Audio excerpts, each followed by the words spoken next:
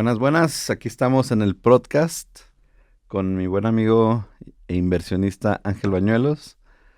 Yo creo que ya te hemos mencionado bastante en el podcast porque pues ha venido, bueno, desde Javier pues hasta el Miguel, Pat Bugs, pronto ahí el Nico y Sí, Cristian y bueno, pues muchos de los, al Fausto, de los que han venido.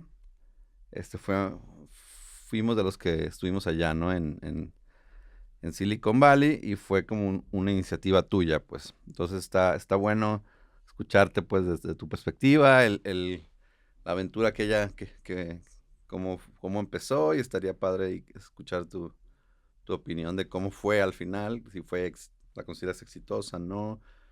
Y bueno, ¿y qué sigue? Y de ahí, pues, platicar un poquito de cómo ves el tema de las startups y el futuro, sobre todo en Latinoamérica, de lo que viene, pues en tu perspectiva como inversionista. perfecto, claro que sí. Rafita, muchas gracias por invitarme. Espero que haya sido para bien todo lo que estuvieron hablando. Y si no, veo, No, no algo todo, se aprendió. no todo, no Algo todo. se aprendió. No, no, pero No. para bien hacia Valero, obviamente sí, más bien para bien hacia, hacia nosotros. No, y hacia las aventuras ahí de Silicon Valley. Sí, digo, es padre pues recordar un poquito todo ese proceso, ¿no? Yo sigo insistiendo que de repente todo eso que vivimos, porque al final, si bien ustedes eran las startups, nosotros también éramos una startup como fondo aceleradora, ¿no? Tratando de hacer cosas muy distintas a lo que ya se venía haciendo. Digo, ¿tú consideras que Valero era una startup? O sea, Startup. yo creo que de alguna manera sí era Mm, en el sentido de que pues también estábamos pivoteando cosas y descubriendo cosas y yéndonos, no estábamos construidos como fondo como tal, entonces también ujú. eso nos daba flexibilidad de ir haciendo mucho más cosas que nosotros creíamos que era lo que se tenía que hacer en ese No, momento, no están ¿no? constituidos como fondo. Como fondo como tal, ¿no? Órale. ¿No? Pero sí digamos, el vehículo nos permitía invertir, pero no estaba atado como un fondo en donde pues sí, la estructura como tal solo es Órale. ¿Y por para qué? ¿Eso tuvo o sea, alguna razón? Sí, o sea, nosotros, bueno, cuando empiezo con todo este rollo de empezar a involucrar más y más con el mundo de las startups, específicamente a través de Founder Institute, que fue como empezó todo el cotorreo, este, me doy cuenta de que había una oportunidad y un problema, ¿no? Como siempre. Eh, el problema era que no teníamos como muchos casos de startups que sonaran en aquel entonces. Te estoy hablando que esto empezó hace 11 años, cuando estaba todo este tema. Y además era muy complicado eh, hablar de inversión también en aquellos tiempos, ¿no? O sea, eran muy pocos. Aquí en Guadalajara, de hecho, el único fondo que existía era Gain Ok. en ese entonces. Y entonces era muy complicado hablar de pues, temas de inversión, de startups, porque pues, realmente no era algo que estuviera en el día a día como tal, ¿no? Y cuando estaba ahí en una reunión de Founder Institute, pues todos hablaban de cómo estaban vinculando las startups de sus países Ujú. con Silicon Valley, lo que estaban haciendo, cuáles ya estaban allá, creciendo, bajando inversión, etcétera, etcétera. Y era como, pues, ¿qué podemos hablar acá, no? De México, de Jalisco, de la región en general. Muy poco. Entonces, por eso nace toda la idea de, oye, algo está pasando, hay una oportunidad, no, ahí está el problema, hay una oportunidad de hacer algo al respecto, ¿no? Y si bien normalmente siempre uno piensa en el dinero, ¿no? Ah, pues falta financiamiento.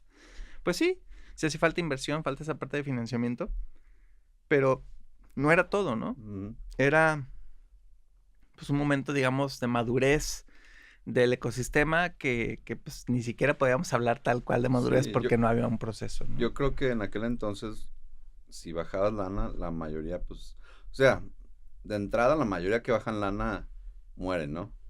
Pero en aquel entonces yo creo que era todavía mayor acá en Latinoamérica, ¿no? O sea, porque no había como know-how o gente que estuviera metida en producto, o en tecnología, ¿no? Entonces era difícil desde conseguir developers que estuvieran. en el tema, o no sé cómo tú lo Sí, percibías. y entonces, pues cuando se me ocurre que empecemos con algo a hacer, todavía en ese entonces no sé exactamente qué era, como buen ingeniero, pues te pones a investigar un poquito y a ver dónde están las oportunidades. Y entonces traté de entender aquellas startups que estaban en Silicon Valley, que seguían allá, que eran de Latinoamérica, mexicanas, que habían hecho, las que se habían regresado, las que no les había ido bien, las que sí les había ido bien, qué esfuerzos había alrededor, porque había un par de esfuerzos, pero no había resultado en nada todavía. Y entonces empezar a entender todo eso, luego ir a otros ecosistemas, ¿no? Que les estaba yendo bien, y empezar a estudiar esos ecosistemas en diferentes partes del mundo, igual que hacían bien, que no hacían bien, etcétera. Entonces, después de hacer como todo ese análisis, hice una matriz de oportunidades y de cosas, ¿no? Así que esfuerzo y atractivo también, y ver dónde estaban esas posibilidades por hacer. Entonces, no solo era el dinero, entonces por eso no podía hacer solo un fondo, ¿no? Si me limitaba solo a hacer un fondo, me iba a quedar muy, muy limitado. Y entonces nosotros definimos, by the way, en el proceso conozco a Fernando, ¿no? Fernando Fonseca, de allá de Estados Unidos, San José, y traía una idea similar, a lo mejor más general, pero también de cómo vincular y ayudar y el ecosistema y etcétera. Entonces, como que pues los dos traíamos las mismas inquietudes, un poco la misma visión, y entonces pues nos sumamos y en conjunto hicimos Valero, ¿no? Entonces, con esta matriz descubrimos que teníamos sí encontrar esas startups que ya empezaban a sonar, o al menos se autodenominaban startups, ¿no? No, sí, sí había, ¿no? O sea, Sí. creo que estaba en ese entonces Uyala de Bismarck y Wesky, ya empezaban 2 o 3 que todavía ahí siguen, ¿no? Sí, todavía no había como demasiado, ¿no? Sí había un par por ahí. Y entonces había otro puñito por ahí que nadie los pelaba, ¿no? Y que también estaban tocando las puertas y pues de alguna manera pues no había ni las credenciales, ni los apellidos, o sea, muchas cosas que siempre ayudan, yo siempre lo he dicho y el que lo niegue es una mentira total. Y sucede en Silicon Valley, sucede aquí, sucede en Latinoamérica, o sea, obviamente eso pesa mucho, el pedigrí que les digo. El peligro. Pero bueno, ahí había, ¿no?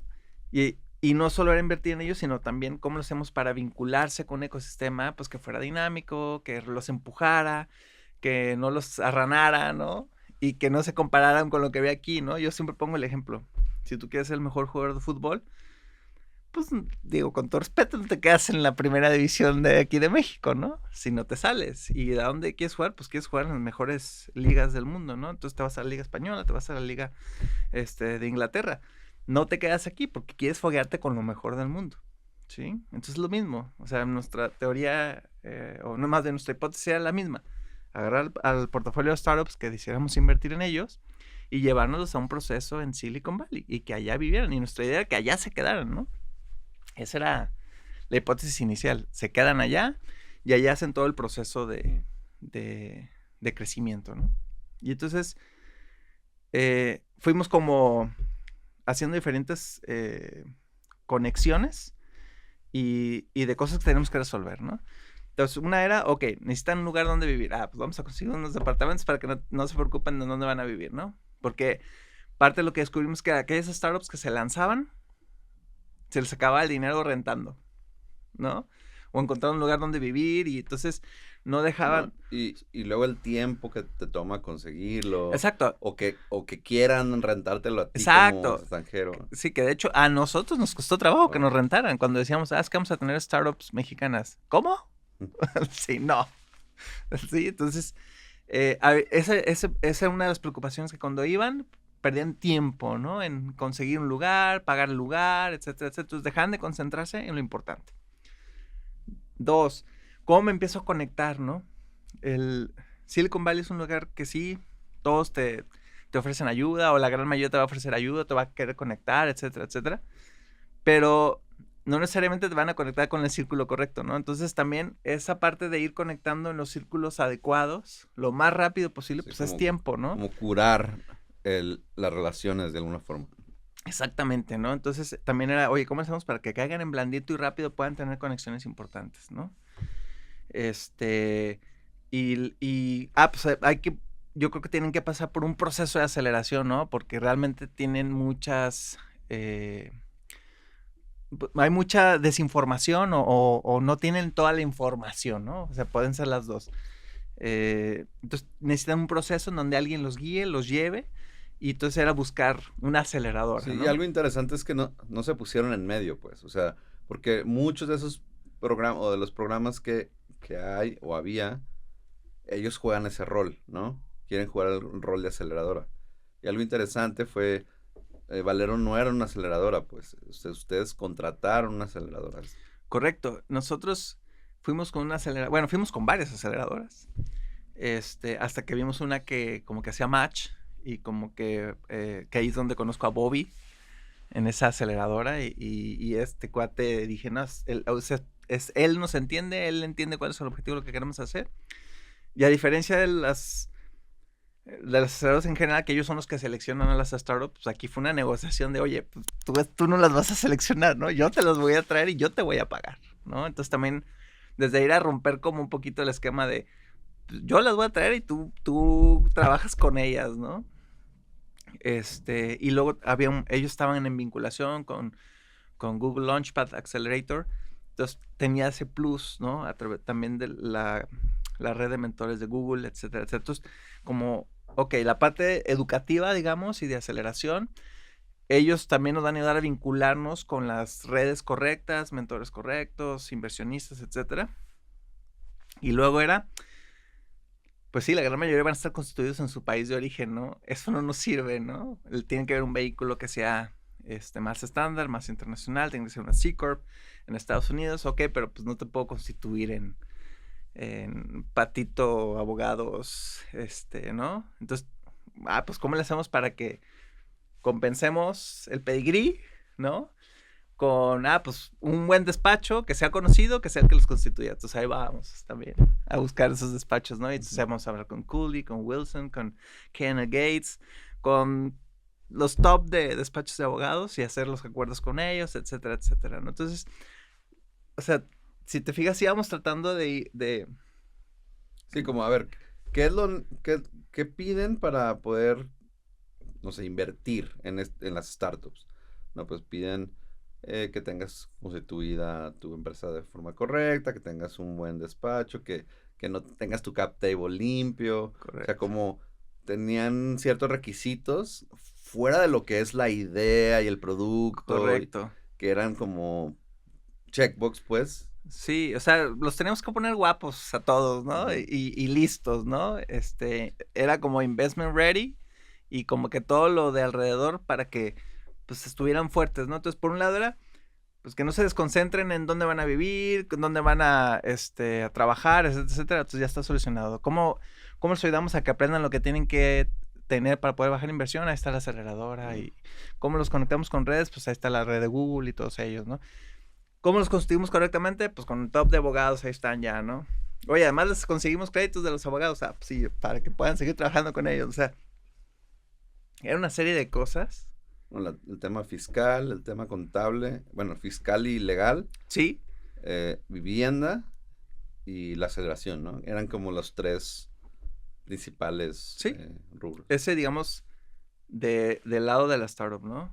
Del lado de levantar el dinero o el fondo, pues ese fue también otro camino, ¿no? Porque también al mismo tiempo, traíamos la idea de, ok, pues si dinero sí hay, ¿no? El tema es que está en otro lado. Uh-huh. Está en restaurantes, está en inmobiliario, está en X, ¿no? Ahora, ¿cómo convertimos a ellos? En México, ¿no? O sea, hablas de la inversión. México, Latinoamérica en general, ¿no? Ahí es donde, o sea, siempre son, comida, ladrillos, porque tierra. lana sí hay, pues nada más como que jugamos de una forma distinta. Correcto. Entonces era, pues cómo convertimos a esos inversionistas tradicionales a inversionistas de capital de riesgo. Entonces, al mismo tiempo nos metimos de trancazos a traer a inversionistas tradicionales o convertirlos en inversionistas de capital de riesgo, ¿no? Entonces, también fue como trabajar este frente, ¿no? Y luego, pues, cómo nos metemos en el ecosistema y cómo empezamos a hablar de eso para que, pues, gobierno, las universidades y todo el ecosistema entendiera cuando viniéramos y estuviéramos hablando de startups y de un grupo de startups en Estados Unidos queriendo crecer, o sea, que se entendiera de qué estábamos hablando, ¿no? Entonces era, pues, también hacer cosas en el ecosistema local, ¿no? Y luego nos dimos cuenta que no solamente era en el local, también era allá en Estados Unidos. Porque, pues, o sea, startups y mexicanas no era lo mismo, pues, Ok. ¿no? Sí, era un reto, pues, como que escucharan, es una startup mexicana, ok, dar confianza, generar la confianza que requiere. Sí, correcto. Y digo, ahí seguramente ya lo platicaron en otros, de los podcasts, pero aquí uno de los puntos es, habíamos obviado muchas cosas, ¿no? O sea, nosotros decíamos, ok, pues hacemos todo eso y se ve bien el producto, traen tracción, tocan la puerta del inversionista, el inversionista va a decir, perfecto, claro que sí, ¿no? Porque son las historias que siempre hemos escuchado de Silicon Valley. Pero ¿qué pasó? ¿Cuál es tu estatus migratorio, no? ¿Cuánto tiempo vas a estar aquí, no? Y si te regresas, y luego, ¿cómo que estás operando en México, no? O sea... Porque una de las premisas era que operáramos nuestro equipo de desarrollo principalmente en México, por el costo de Sí, claro, era lo contratación. inteligente, claro. O sea, era una de las ventajas de México, ¿no? Pero generaba toda esta desconfianza, pues. Sí, porque, digo, en ese entonces no se entendía ese modelo, ¿no? Inclusive la estructura internacional que nosotros hicimos no era, digamos, un estándar como ya lo es hoy, ¿no? En el tema de las startups de Latinoamérica. O sea, nosotros junto con el despacho que estuvimos trabajando fiscalmente, con Wilson, con ¿mande? Hayes, no. No, con Fernando, con Weber, con Weber. Con Weber diseñamos esa estructura, ¿no? En donde era una C Corp, que es la holding, y luego estaba la subsidiaria, que en este caso en México era una SRL o lo que correspondiera en los países de origen. Y luego, si necesitaban una SAPI para que fuera otro vehículo de inversión para inversionistas que no quieren meter la lana en la C Corp de Estados Unidos. Entonces, hicimos un modelo internacional que hoy es la forma en que se replica en muchos lados. Sí, pero, y está bueno, digo, al final, allá en Estados Unidos era una C Corp de Delaware, que era el estándar, pues. Sí, ese era el estándar. De allá de Silicon Valley. Y acá, casi todos teníamos una SDRL. Que era la subsidiaria. Que era una subsidiaria, pero para abrirla fue un rollo, porque tenías que abrirla con 2 socios mexicanos y después pasarle bueno, cederlas. Digamos que ese fue un hack que encontramos con unos corredores y notarios aquí, ¿no? Porque también era ir con un notario de aquí y explicarle todo eso, tampoco, o sea, no había despachos que entendieran, mexicanos que entendieran todo ese proceso, ¿no? Y cómo era, y a ver, y entonces esta es la subsidiaria, pero todo está en Estados Unidos, y ¿no? Entonces, finalmente con unos corredores públicos, les explicamos, entonces nos dijeron, no, es que si no vamos a necesitar que todo venga apostillado de allá, y que entonces la empresa, entonces lo que vamos a hacer más bien es, inicialmente son 2 de los que forman parte de la empresa y después uno de ellos le cede a la de Estados Unidos y ahí como ya no es la constitutiva, sino es una acta de asamblea, ya se puede pasar a la de Estados Unidos sin que nos tengan que mandar toda la documentación apostillada y traducida y todo eso. Entonces, digamos que también fue encontrar ese tipo de hacks, ¿no? Que nos permitieran movernos mucho más rápido y que los costos también no fueran altos, ¿no? En esos flips. Esa parte estaba buena. Y mucho también, viéndolo desde este lado, era como de repente aventurarte al tema legal y estar firmando papeles y tengo que conseguir esto. Cuando estabas en el cohort, pues te apoyabas con el de, oye, pero ¿y cómo ves esto? Y, oye, ¿cómo lo vas a hacer tú? Y la mayoría, pues lo hicimos de la misma forma, entonces eso también nos apoyaba a avanzar un poquito más rápido porque le preguntabas al de al lado, oye, ¿y aquí cómo desatoro este papel? Claro. Entonces eso era valioso también. Sí, o sea, o sea, son muchas cosas que se fueron descubriendo, ¿no? Desde el tema del el cap table, el cap table, el vesting, ¿no? Y amarrarlo y entonces, que los saves y las notas convertibles y entonces después, entonces no convierto ahorita a equity, sino que o sea, era una serie de cosas que te digo, pues se fue llevando todo ese proceso y pues eran cosas nuevas, ¿no? Oye, Ángel, ¿y cuál crees que sea como los ahora como hacia atrás, los wins y lu- los, o sea, Sí. del proceso, pues? O sea, ¿cuáles crees que son como los aprendizajes positivos y negativos? Pues, digo, yo creo que en general todos fueron positivos en el sentido de que de ahí se desprendieron muchísimas cosas, Ujú. ¿no? Eh, Nadie se había atrevido a hacerlo, o sea, el agarrar a las startups que estaban en etapa súper, súper temprana y decir, ok, les vamos a invertir, vamos a creer en ustedes, nos vamos a llevar y vamos a hacer todo ese proceso, ¿no? El hacer todas las conexiones que hicimos allá y que allá también abriéramos ese camino, ¿no? Tú te debes de acordar perfectamente el Demo Day en Google, la cantidad de gente que fue, o sea, era una Estaba lleno. cosa, Ajá. estaba llenísimo, ¿no? Y estaba llenísimo por dos cosas, por el morbo de cómo que 10 startups mexicanas pichando en Google, ¿qué está pasando, no? Tengo que ir a ver eso, ¿no? Y dos, porque de alguna manera habíamos hecho bien ese camino de, pues, de empezar a hacer ruido y difundir, y aquí está, ¿no? Entonces, creo que se rompieron muchos paradigmas y muchos no se convirtieron en sís. Ujú. Y entonces creo que eso fue un gran acierto, ¿no? O sea, empezar a abrir y decirlo, sí se puede y se debe de invertir y por aquí va, ¿no? Y creo que, no estoy diciendo que necesariamente gracias a Valero, pero digamos que pusimos un ambiente más propicio a que muchos que traían la idea o que estaban arrancando, lo que sea, se animaran a caminar la milla, ¿no? Eh, y a entender muchos de allá de Estados Unidos que existían estos modelos acá y que existían startups acá y que no nomás era el tema del talento y los contratos, sino que también ellos tienen sus propias ideas y sus propios proyectos, ¿no? Y más fondos que se fueron abriendo aquí también en México, ¿no? Pues nosotros fuimos de los primeros fondos, de alguna manera, ¿no? Digo, aunque no estábamos construidos como tal, pero sí funcionábamos también así. Y pues poco a poco se fueron abriendo todos los demás. Entonces, yo siento que los WINSE son, abrimos brecha, rompimos paradigmas, hicimos, pues al final fueron 4 generaciones de startups, fueron 32 startups las que fueron parte del portafolio, las que son parte del portafolio 1.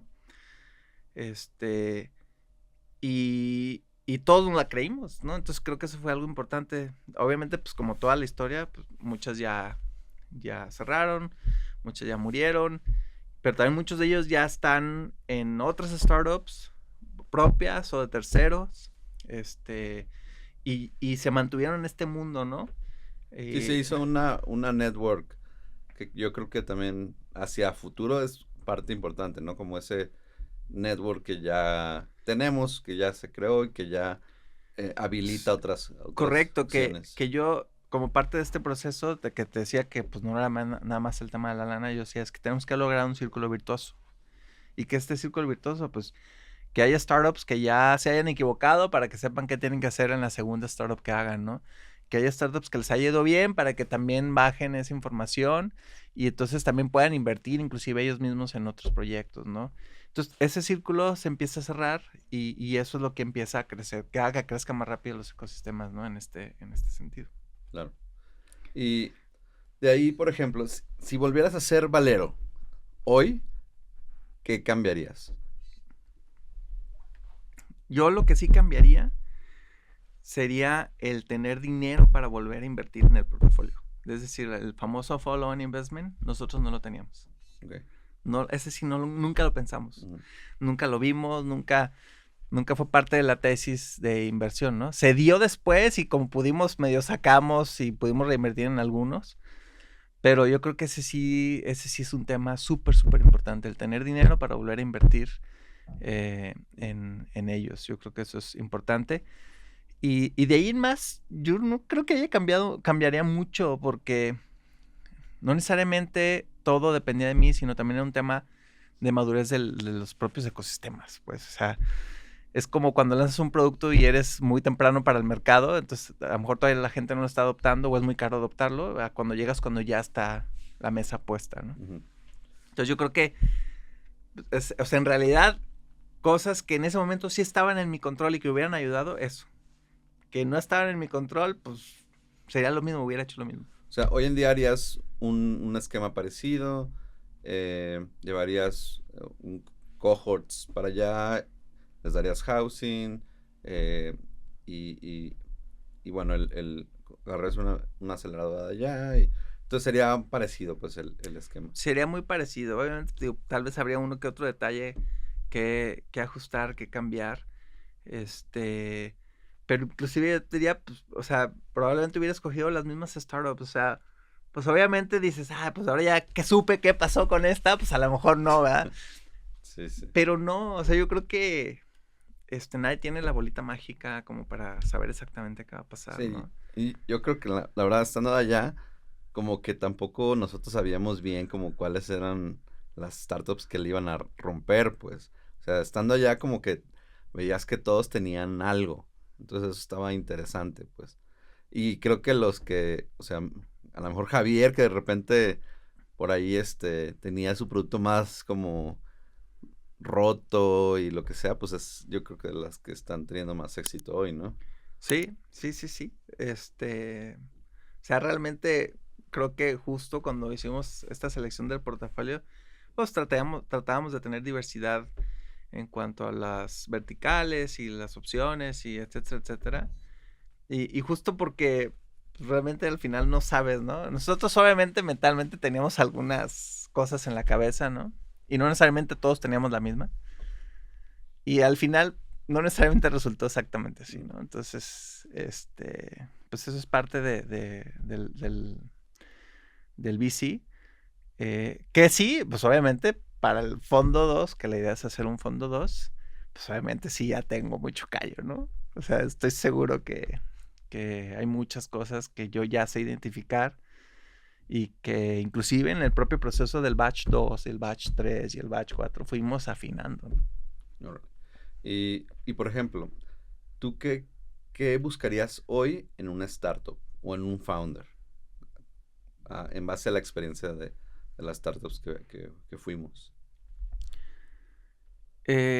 Creo que buscaré un founder que a lo mejor ya haya hecho otra startup, Okay. ¿no? O sea, sí que haya algo de experiencia en cuanto ya me equivoqué y ya aprendí, ya. ¿A qué voy? Fue un tema muy intensivo de educar, ¿no? Y lo mismo o sea, la otra cosa que cambiar es buscar inversionistas ya a lo mejor con un poco también de experiencia en otros fondos, porque también, Smart money. porque también el smart money es súper importante, ¿no? Es que ellos entiendan que su rol como LP dentro de un fondo es también yo cómo ayudo a conectar, cómo ayudo a que generen negocio también en este portafolio, porque me estoy ayudando a mí mismo. Claro. ¿No? Entonces, eso es importante. No estoy diciendo que los que teníamos no se involucraban, de hecho muchos se involucraban y bastante. Pero también había una capa de educación de, oye, hasta dónde, cómo funciona, etcétera, etcétera, ¿no? Entonces, yo creo que sí ayuda esa parte de tener LPs que ya tengan algo de experiencia en otros fondos. Y al igual que el founder, digo, si ya tuvo una experiencia, o no necesariamente que él haya hecho, pero ya trabajó en una startup, también puede ser una opción de que al menos ya tiene las bases o la información suficiente, ¿no? Puede ser etapa súper temprana, eso no me importa, ¿no? O sea, yo seguiría invirtiendo en una etapa muy, muy temprana, ¿no? Verticales que creas sean interesantes. O sea, yo lo único que digo es, así como antes decíamos, base tecnológica, yo creo que hoy sí o sí tienes que decir base inteligencia artificial. O sea, que usen inteligencia artificial como un potenciador de lo que estén haciendo. No necesariamente que estén haciendo inteligencia artificial pura, ¿no? O sea, no. Sí, como no es que no estén haciendo a lo mejor los modelos, pero que estén aplicando el modelo en un nicho en particular que genere... Sí, o sea, te digo, antes decíamos technology based, ¿no? De base tecnológica. Pues ahora es AI based, o sea, que tenga una base de inteligencia artificial para lo que está haciendo. O sea, yo creo que si no estás ahí, si estás fuera, pues. ¿Y no crees que haya oportunidad para startups fuera de, o sea, que estén resolviendo algo que no necesariamente requiere AI? Aun cuando puedas usar AI en tus procesos del día a día, ¿no? Quizás puedes usar AI para agilizar Para a tus codear. developers o para QA o lo que sea. soporte. Digo, porque las herramientas ahí están y la gente ya son mainstream y ya la gente las Así usa, es. ¿no? Para Correcto. diseño, para desarrollo, para generación de contenido para redes sociales. Pero cuando el core business no necesariamente tiene que ver con AI, ¿le ves un espacio o tú dices, no, tiene que estar enfocados a AI de alguna forma? ¿Cómo es este tema del AI que visualizas? Pues, digo, nosotros lo estamos viendo como que haya tres cosas en temas de AI, ¿no? Una es que obviamente el equipo en general está utilizando AI como un habilitador para ser más rápido, para encontrar, a lo mejor, a poder pivotear más rápido, etcétera, etcétera. O sea, a eso me refiero con que sí se lo estén usando, ¿no? ¿Y cómo validarías eso? Pues yo creo que ahí es alguien técnico que revise qué están haciendo, como parte de sus procesos, ¿no? El segundo es que estén en temas de infraestructura de inteligencia artificial. Algo que habilite a esa inteligencia artificial, yo creo que eso es algo también que nos interesaría. Y Un ejemplo de eso es herramientas para, o sea, como la Cursor, que es una herramienta para hacer un IDE, para hacer inteligencia. O sea, ese sí, tipo de herramientas. ese tipo de herramientas, exactamente. Y así, o sea, yo creo que de alguna manera sí tiene que ser ya parte de tu vida, ¿no? Como dices, ya es mainstream, pero no necesariamente todos lo están usando, ¿no? Okay. Por ahí va. Ok, entonces AI, founders que tengan como una experiencia previa, ya sea como empleados en una startup que a lo mejor haya hecho algo valioso o haber tenido como alguna experiencia de startup como emprendedor.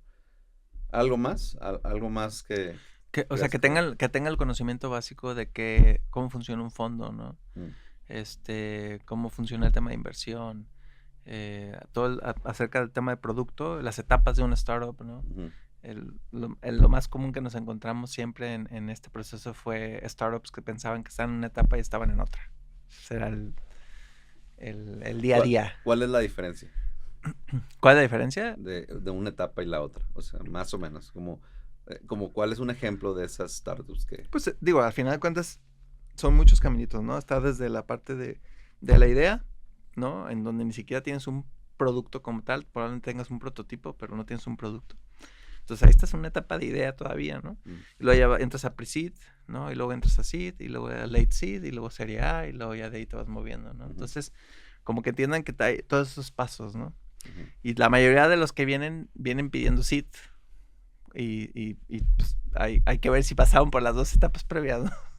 Y qué significa eso, ¿no? En cuanto pues no sé, en Presid ya tengo un producto, ya tengo usuarios, entonces ya estoy validando lo que yo había dicho, ¿no?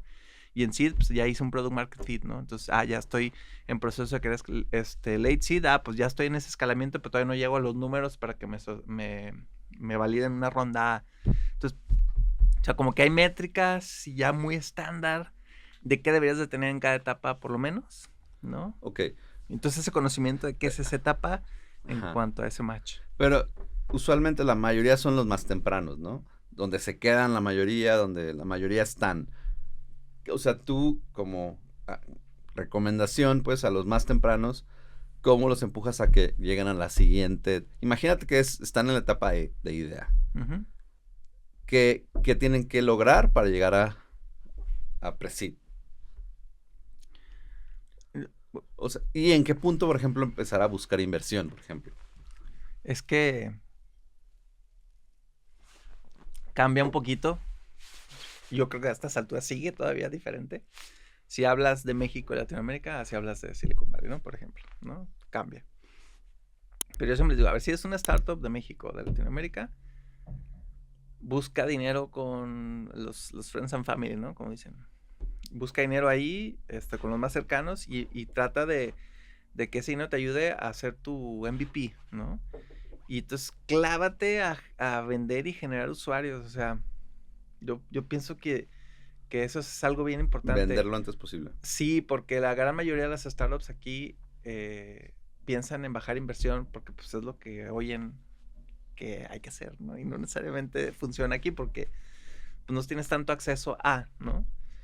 Y la mayoría de los fondos pues tienen muy claro que no van a invertir en esas etapas, ¿no? Y si dices, pues entonces voy por ángeles inversionistas porque ya entendí que en esas etapas no puedo buscar fondos, busco ángeles inversionistas, ¿no?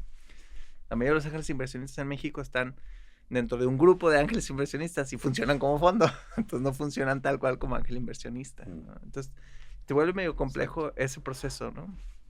Porque son contados los ángeles inversionistas. Entonces, pues, ¿qué haces? Pues ponte a vender, compa, ¿no? O sea, ponte a vender, valida que sí tu idea es un must have y no es un nice to have, ¿no? Las encuestas sí ayudan, pero son engañosas, ¿no? Si tú le preguntas a alguien, oye, ¿te gustaría tener esto? Te va a decir que sí. Oye, ¿cuesta tanto? ¿Lo pagarías? No. Sí, hasta ponle que lo estén usando, pero Sí. nunca están dispuestos a pagarlo, ¿no? Es correcto.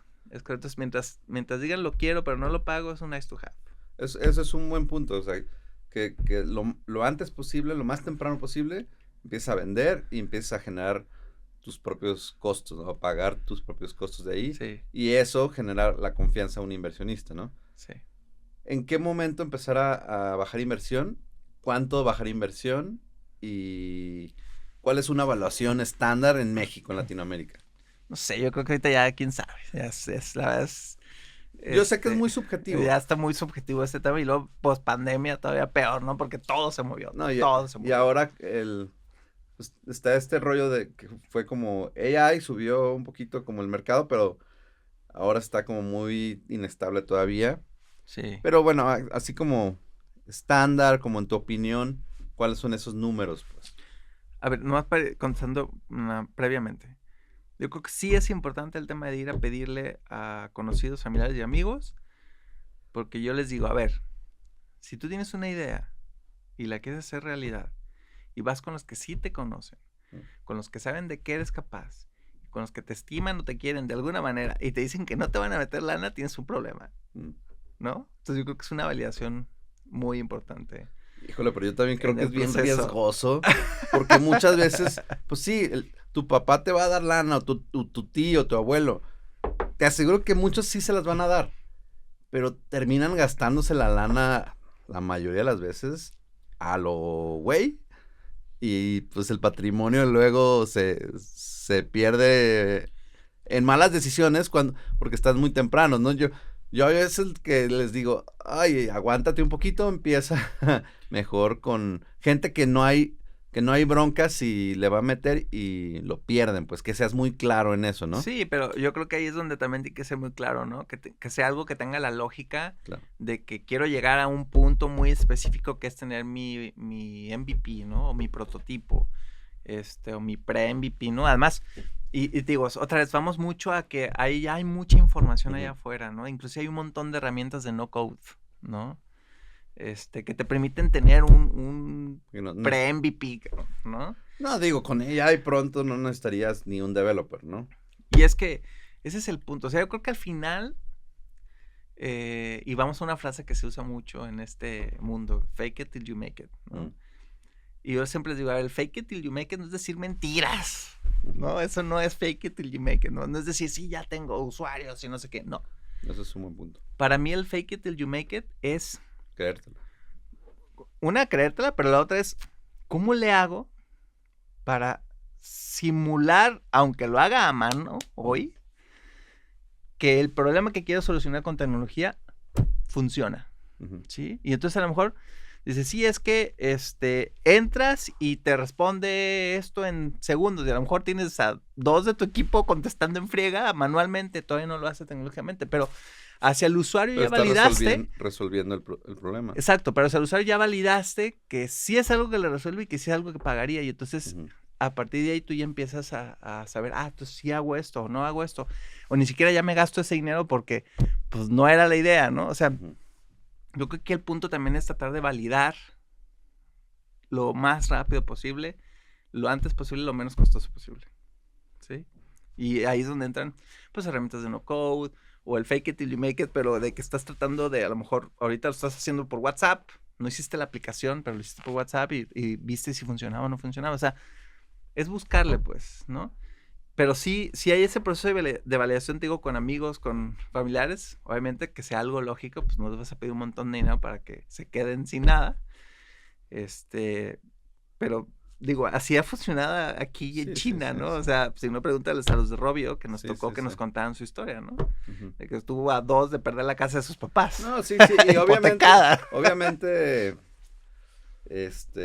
híjole, hay muchos casos de éxito y que la gente arriesgada lo va a seguir haciendo, pero yo lo que siempre digo es, si tú no eres lo suficientemente arriesgado y no, o sea, y no te la estás pensando, sí piénsatela 2 veces. Es correcto. Sí, al que le digas, piénsatela, y de todas formas no se la va a pensar, ya era así, pues, es Ujú, una persona ujú. que ya se iba a aventar aunque le dijeras que no, pues. Es correcto. Entonces, yo eso creo que tienen los emprendedores como de Sí, tienen que ser aventados y arriesgados. Ahora, regresando a la pregunta, ¿no? ¿Cuánto y cuándo? Pues yo creo que cuando se justifica que ya necesitas lana para irte al siguiente paso, ¿no? Ahora también, ¿cómo puedo conseguir inversión? Digo, que no es nada fácil, la verdad, sí es complicado, pero si yo no logro convencer a un co-founder, dígase, yo no soy el técnico y necesito un técnico y no logro convencer de entrarle a mi idea, pues también hay algo ahí, ¿no? ¿Por qué no lo estoy convenciendo? O al revés, soy el técnico y no logro convencer a alguien que me ayude en la parte más comercial o otro de las disciplinas que necesitas para que la startup pegue, pues también hay un tema, ¿no? ¿Por qué no estoy convenciendo a nadie de que le entre a la startup sin paga, ¿no? Entonces, creo que hay varias cositas que sí. que validan como, ellos traen un Exacto. equipo, ya, bueno, ya al menos 2 co-founders, a lo mejor ya traen un equipo, a lo mejor ya bajaron lana de X, familiares y amigos, entonces, ok, a lo mejor ya alguien, un ángel externo puede decir, yo les invierto una lana. ¿Cuánto? Pero, o sea, ¿cuáles son los números? Pues un poquito, de esos, o sea, ¿cuánto te invierte un inversionista ángel, pues, aquí en México?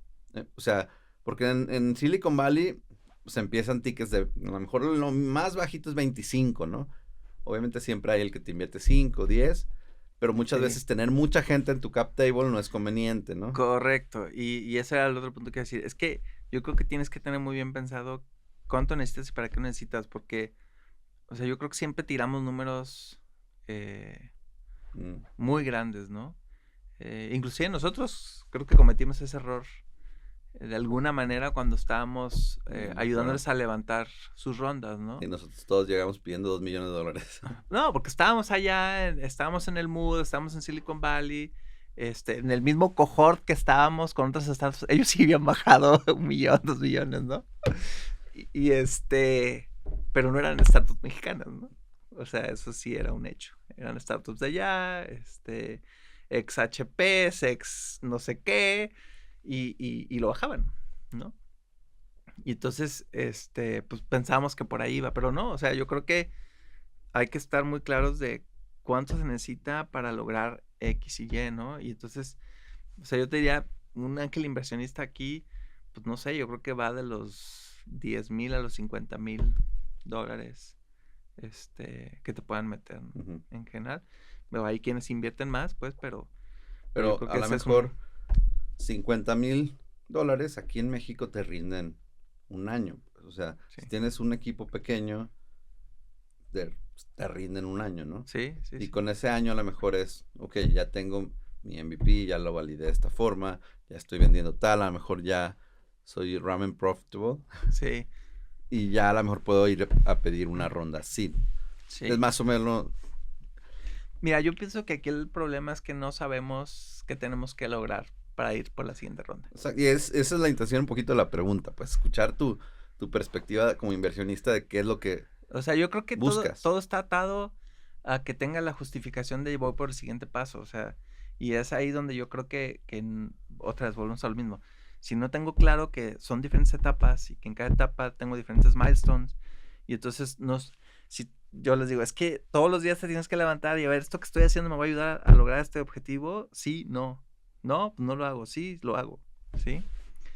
Entonces va por ahí porque pues siempre nos va a ganar la operación, nos va a ganar el día a día y pues ocupados, pues siempre vamos a estar ocupados. O sea, yo como les digo, pues sí, o sea, siempre hay como estar ocupado, ¿no? Y a lo mejor estás probando una cosa y probando otra, y luego también algo bien común con nosotros, cuando son founders del lado tecnológico, se clavan demasiado en el producto.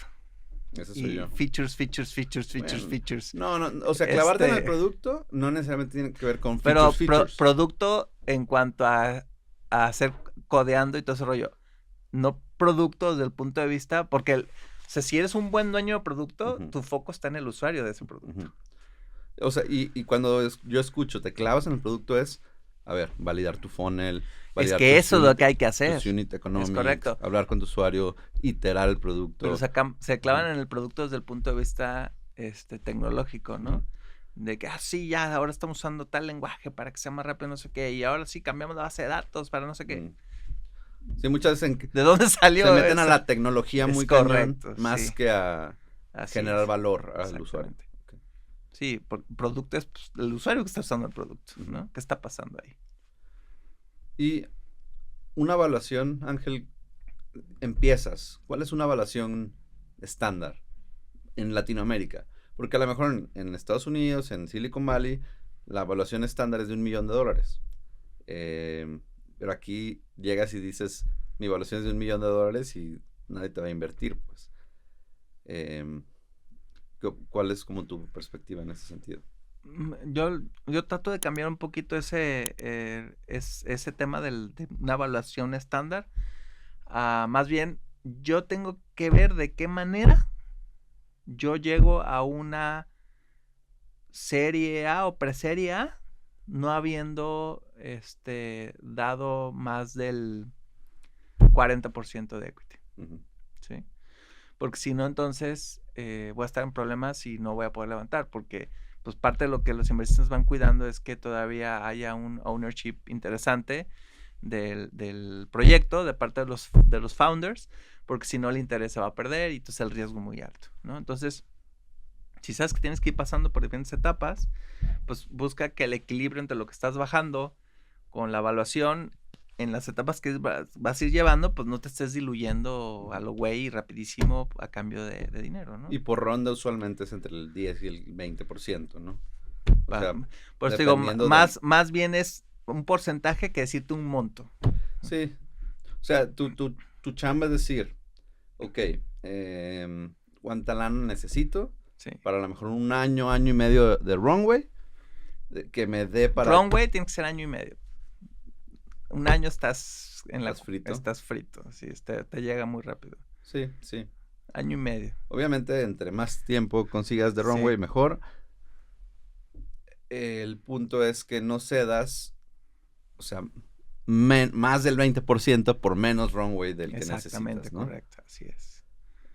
Porque estás frito. Estás frito, exacto, también. Ese es un buen punto. Y no trates de, pues hago 20 tickets de 5,000 y entonces convenzo a 20 personas que venden 5,000. Porque también luego tienes un cap table con demasiadas personas queriendo tomar decisiones no en el proceso. Y bueno, otra vez pensaron en el smart money. Pues, ¿quién de esas personas te va a aportar no solamente la lana, sino a lo mejor los contactos, el know-how? Ese es el ideal, ¿no? El otro día estaba en una mesa con varios inversionistas que ahora son inversionistas, pero que fueron startuperos. Y entonces decían, a mí me valía queso de dónde venía el dinero, o sea, porque yo lo que necesitaba era el dinero, ¿no? Sí.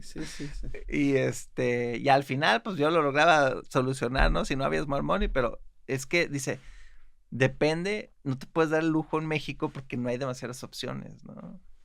Entonces, en Latinoamérica, ¿no? O sea, no hay como que demasiadas opciones, ¿no? Entonces, si alguien dice, sí te meto el ticket, pues venga, ¿no? Entonces, digo, como que va a depender. El ideal sí es, ojalá tengas esa opción claro. de decir, este sí y este no, ¿no? por el tema de los smart money, pero sí sería lo ideal, ¿no? Ok.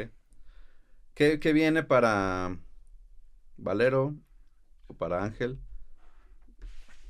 Eh, Pues digo, Valero seguimos ahí empujando el portafolio, los que seguimos dentro del portafolio y ayudándonos a que podamos tener una salida pronto, ¿no? La idea también es levantar el fondo 2.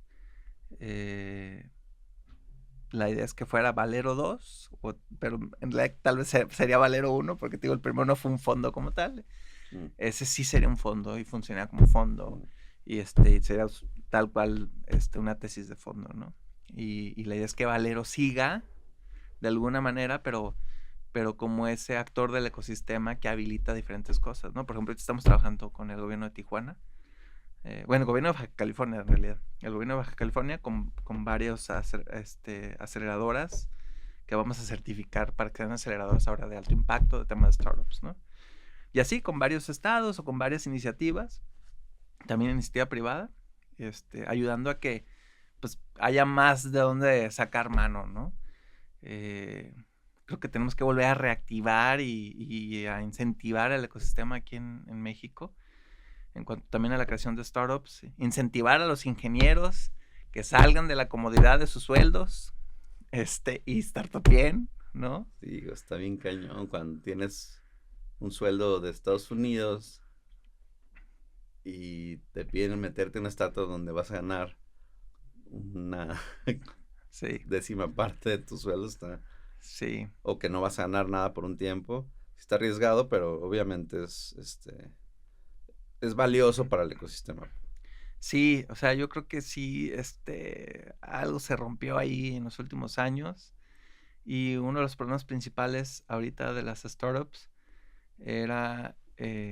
perdón, que no hay CTOs, no hay Mm. co-founders, porque pues obviamente están acostumbrados a ganar X cantidad de dinero y no quieren irse a la startupeada porque están muy a gusto. Sí, sí, sí. Sí, Pero siempre también se puede, algo que discutía con Javier es, porque Javier es, no, métete full time, arriesgate 100%. Y yo es, no necesariamente, puedes empezar como side project y si tienes lana que te está cayendo en Estados Unidos y le metes a tu startup, yo creo que también es una manera, pues. sí, pero a lo mejor estás haciéndote un harakiri mental en algún punto. O sea, a lo mejor mentalmente dices, no, sí estoy dándole a lo de mi idea y estoy ahí, no sé qué. Pero la verdad es que yo en ese aspecto coincido con Javier, que si no estás full time en algo, no va a pasar. Ujú. Pero, o sea, porque mi argumento con Javier siempre ha sido no hay reglas, pues, No, no hay reglas. O sea, y mi última slide en mis presentaciones, no sé si te ha tocado, creo que sí. Pero mi última slide es no me hagan caso. Y justo es eso, o sea, no hay reglas. ujú, No hay reglas. Y siempre va a haber alguien que empezó así y al último ya pudo irse full time y le pegó, ¿no? Pero son pasos complicados, ¿no? Es como este paso de, pues estoy ganando súper bien, me voy a la startupeada, pues no. Bueno, ya diste ese pasito, ya le estás dedicando un tiempo. Pues ahora el otro paso va a ser cómo le hago para que en un punto diga, ya este es el punto en el que me voy full time a mi startup. Y que no lo vayas alargando y lo vayas pateando el balón, ¿no?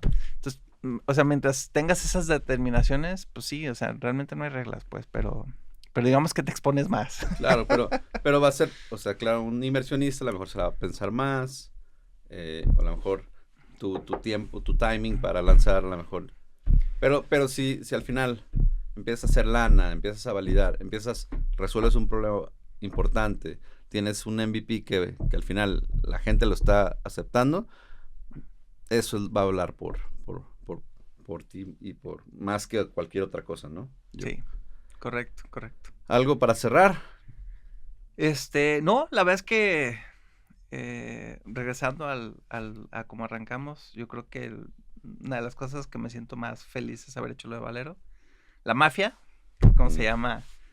El grupo de todas las startups que formaron parte de Valero, para mí es una comunidad que es padrísima y que se me ha hecho bien padre, que ustedes mismos, pues muchos se siguen frecuentando y juntando, y en cualquier parte del mundo que estén, pues siempre Sí, la están verdad, buscándose y cotorreando, entonces está padrísimo de eso. mis mejores amigos hoy fueron los que conocí por allá, entonces, sí, sí hay como bastante valor en ese sentido, pues.